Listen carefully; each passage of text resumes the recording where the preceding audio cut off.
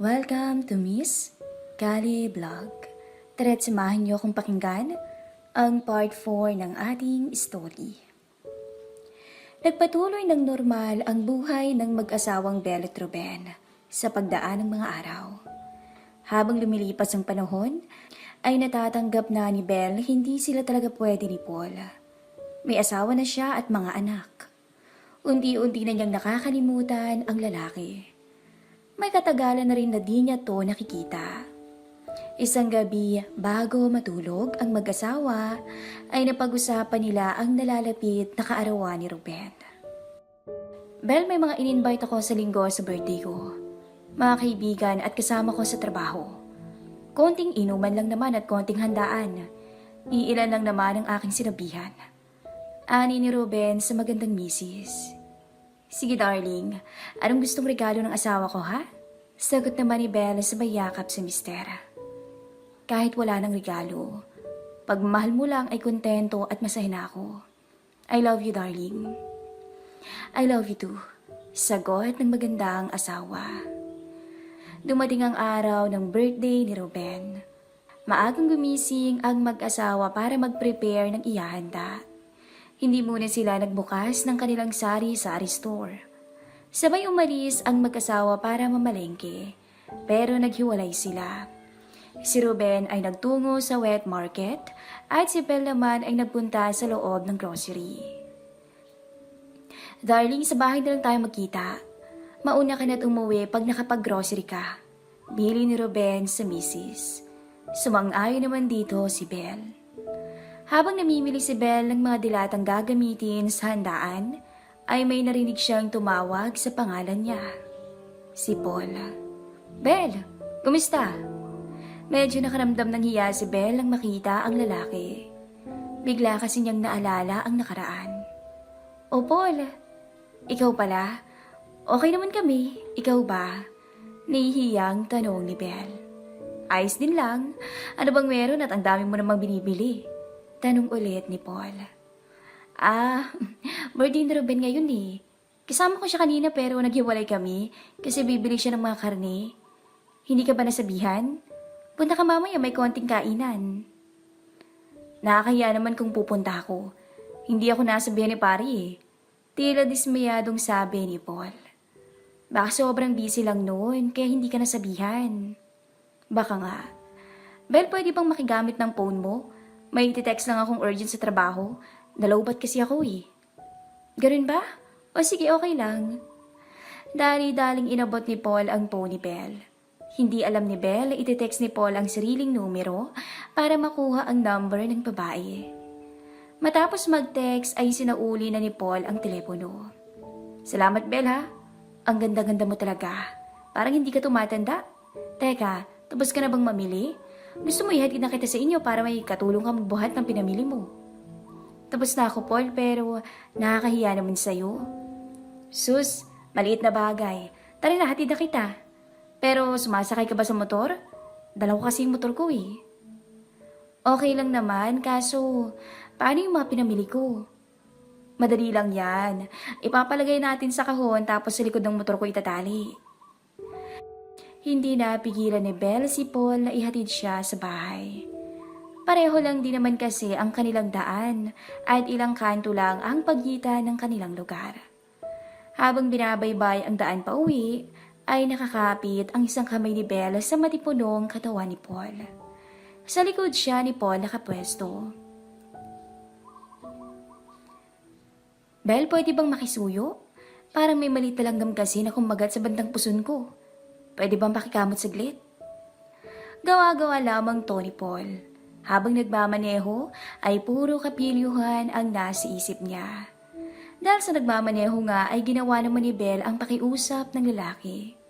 Pumailalim ang kamay ni Belle sa t-shirt ni Paul para abutin kung nasaan man ang langgam na yon. Nagmang oras na yon, ramdam na ramdam ni Belle ang abs ni Paul habang kinakamot niya ang puso nito. Maya-maya bigla siyang nagulat ng aksidenteng pumailalim ang haplos niya sa pantalon ng lalaki.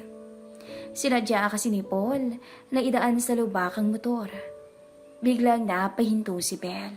Pero sa totoo lang, Nagustuhan niya yun. Nawala sa sarili ang magandang misis ni Ruben at palihim na napangiti. Paul ha, pilyo ka. Medyo nahihiyang tono ng babae. Pasensya na, Belle. Biro lang yun. Ang ganda-ganda mo kasi. Ang swerte-swerte ko at may kaangkas akong napakagandang babae. Nakangiting sambit ni Paul. Nambola ka pa? Sige, pagbutihin mo ng pagmamaneho mo, baka mabangga pa tayo eh. Naunang makarating sa bahay si Ruben. Inabangan niya ang asawang si Belle. Maya-maya nakita niya na may parating na nakamotorsiklo, ang kaibigan niyang si Paul. Laking gulat niya nang makitang bumaba sa motor nito ang misis. Pare, birthday mo pala ngayon. Happy birthday pare ha. Nakita ko si Belle kanina sa loob ng grocery. Ang daming pinamili kaya tinulungan ko na. Bungad ni Paul kay Ruben. Oo nga darling, buti nakita ako ni Paul kasi mabigat yung mga dilata na pinamili ko. Sabat naman ni Belle. Salamat. Maiksing tugo ni Ruben. Hindi niya alam kung maiinis siya o matutuwa. Binitbit ni Ruben ang kahon at mabilis na pumasok ng bahay. Halatang seryoso to. Hindi ngumingiti. Selos na selos siya nang makitang magkaangkas ang misis niya at si Paul. Sinadya din niyang hindi imbitahan ng lalaki. Ayaw na kasi niyang muling magkita pa sana ang dalawa. Pero sa kasamang palad, ay nagkita pa rin sila at magkaangkas pa ngayon sa motor. Hayop na polto? Sa loob-loob ni Ruben. Naramdaman ni Paul ang pagkamalamig sa kanya ni Ruben, kaya nagpaalam na siya kaagad kay Belle. Salamat Paul, daan ka dito mamaya kung may time ka. Pagpapasalamat ni Belle sa lalaki. Walang anuman Belle, sige susubukan ko kung makakapunta ako. Sa isip ni Paul. Makakaisa din ako sa Belle. Malapit na. Sabay palihim ng ngiti ng lalaki.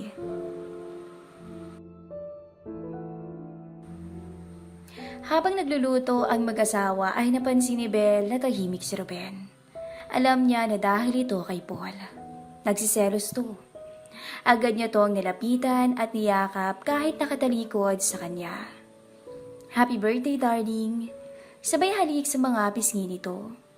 Dahil doon ay nawala ang pagkainis ni Ruben. Alam na alam ni Belle kung paano lalambingin ang mister. Lumipas ang mga oras at natapos ang birthday celebration ni Ruben. Hindi nagpunta si Paul. Umasa si Belle na pupunta to para muling masilayan pero bigo siya. Dahil sa nangyari, habang nakasakay siya sa motor, ay nanumbalik na naman ang lihim na pagkagusto niya kay Paul. Si Ruben naman ay kinalimutan na ang pagkakaibigan nila ni Paul. Ayaw na niya tong makita. Ramdam niya kasi na aahasin nito ang kanyang asawa. Isang araw nakatanggap ng tawag si Ruben mula sa boss niya sa agency. Ibinalita ng boss nito kay Ruben na siya ang napiling magbantay sa ginagawang bagong opisina sa Rizal. Dapat siyang mag-stay doon ng 2 buwan na walang uwian.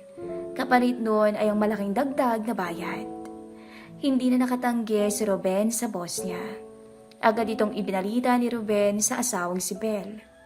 Medyo nalungkot si Belle at ang mga anak nila pero wala silang magagawa. Trabaho ito ni Ruben.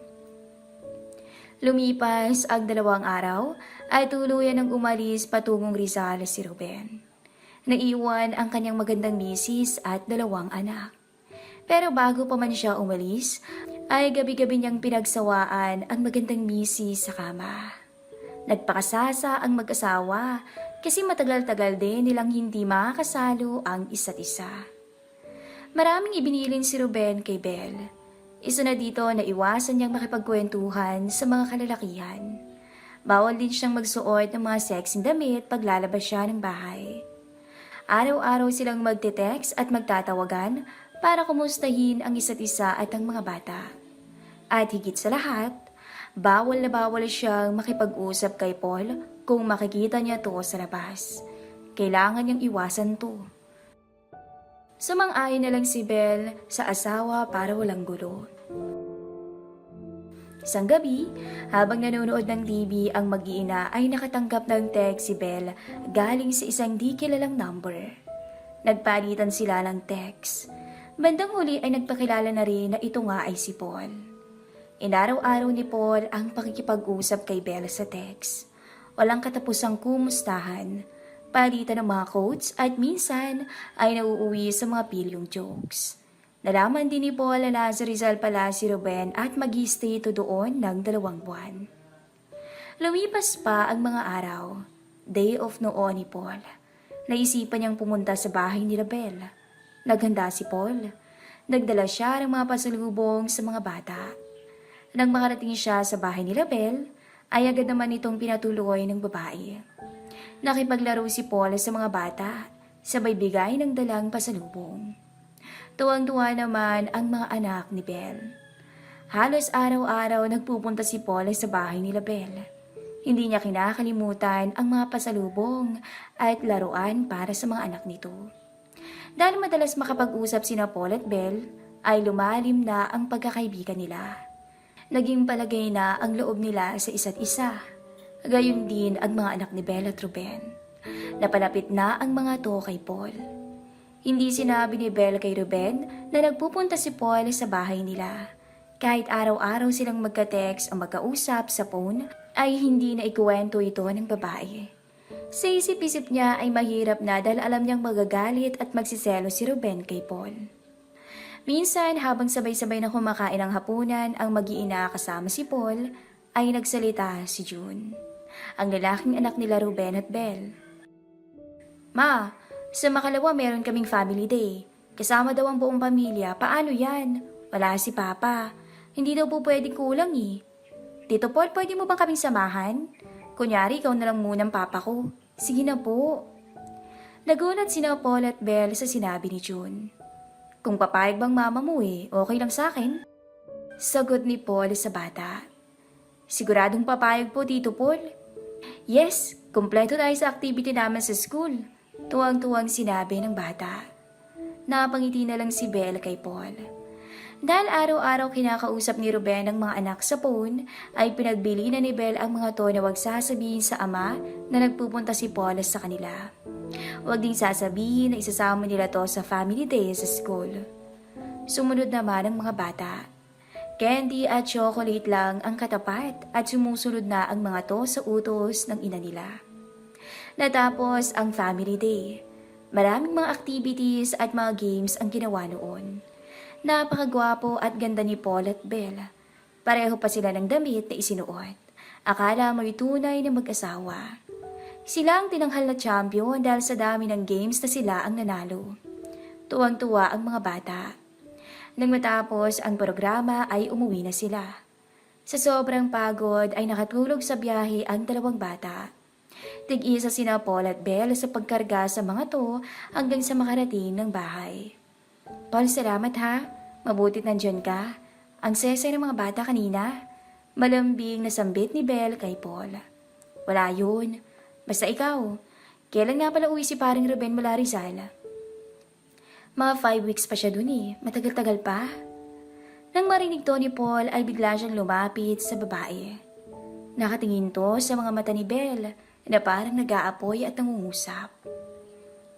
Belle, gusto kita. Pwede ba nating ituloy yung naudlot nating kasiyahan nung gabi ng birthday mo? Seryosong tanong ni Paul. Paul, natatakot ako Gusto din kita. Kaso baka malaman ni Ruben. Nag-aalala ang tugon ni Belle. Gusto mo ba talagang subukan ako sa kama? Oo o hindi lang. Diretsahang tanong ni Paul sa babae. Oo, Paul. Ihiyang sagot ni Belle. Sa puntong yun, agad na sinunggaban ni Paul ang labi ni Belle. Mabilis, agresibo, at maalab na halik ang binigay niya sa babae. Teka, Paul. Pwede ba tayong maligo muna? Pag-aaya ni Belle. At dali-dali silang nagkalas ng mga suot. Nagalat sa sahig ang mga suot nila. At dito na sila yung muli ni Paul ang nakakaakit na katawan ni Belle. Ang sexy mo talaga, Belle. Ang swerte-swerte ni Ruben sa'yo. Ikaw din naman. Ang macho. Paul, ilihim natin ang gagawin natin kay Ruben ha. Sambit ni Belle bago sila nagtungo sa banyo. Nagsipilyo muna ang dalawa tsaka sabay na naligo. Doon pa lang ay gigil na sila sa isa't isa.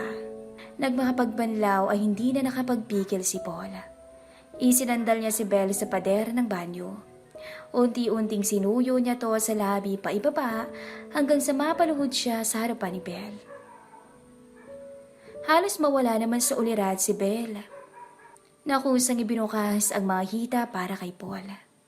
Samantala, habang nagpapakasasa si Paul sa magandang misis ni Ruben, ay nagpapakasasa naman ang mga lamok sa kanya. Nakasalukuyang nagbabantay sa ginagawang opisina sa Rizal. Ilang beses niyang tinawagan ng asawa, pero nagre-ring lang ang telepono nito. Halos mapudpod na ang mga daliri niya kakadial at kakatext, pero wala siyang natanggap na sagot ni isa. Paul, lipat tayo sa kwarto namin ni Ruben. Pag-aaya ni Belle. Dali-dali namang nagtungo ang dalawa sa kwarto. Nagpatuloy ang maalab na tagpo nila ni Belle at Paul, pero habang nasa kainitan silang dalawa, ay bigla silang napahinto nang marinig ang malakas na iyak ng bunsong anak ni Belle at Ruben. Dali-daling nagbihis si Belle at tumakbo sa kwarto ng bata. Biti na naman si Paul ng mga oras na yun. Ilang sandali na lang sana ay matatamasan na niya ng buo ang magandang misis ni Ruben sa kama. Pero naudlot to. Nakita ni Belle na nanginginig at inaapoy ng mataas na lagnat ang anak. Takot na takot to. Agad siyang sumigaw at tinawag si Paul. Paul, tulungan mo ako, dali. Dalhin natin sa ospital si baby. Kinukumbulsyon sa taas ng lagnat eh. Mabilis na nadala ng dalawa sa ospital ang bata. Mabuti na lang at naagapan to. Umuwi muna sa bahay niya si Paul dahil kinabukasan ay may trabaho pa to. Sa text na lang sila mag-uusap ni Belle. Agad namang kinuha ni Belle ang telepono niya. Dito niya nakita ang sangkatutak na miss call at text ng asawang si Ruben. Agad niya itong tinawagan at ikinuwento ang nangyari sa anak nila.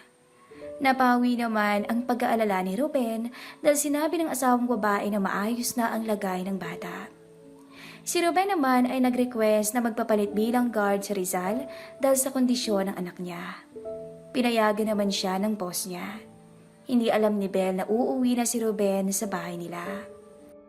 Samantala, umuwi ng bahay si Paul at inis na inis to dahil naudlot na naman na matikman niya ng tuluyan si Belle. Pero sa isip-isip ni Paul, umanda ka bukas, Belle. Siguradong hindi lang magdamag ang aabutin mo sa akin. Sabay ngiti nito sa sarili. Bukas ng gabi ay uuwi na si Ruben pabalik ng bahay sa Maynila. Gusto niyang sorpresahin ang mag-anak niya kaya pinili niyang hindi ipaalam sa asawang si Belle ang pagbalik niya. Pero sino nga ba ang masusurpresa sa kanyang bigla ang pagbalik ng Maynila? Kaya ang ating abangan sa susunod na kabanata.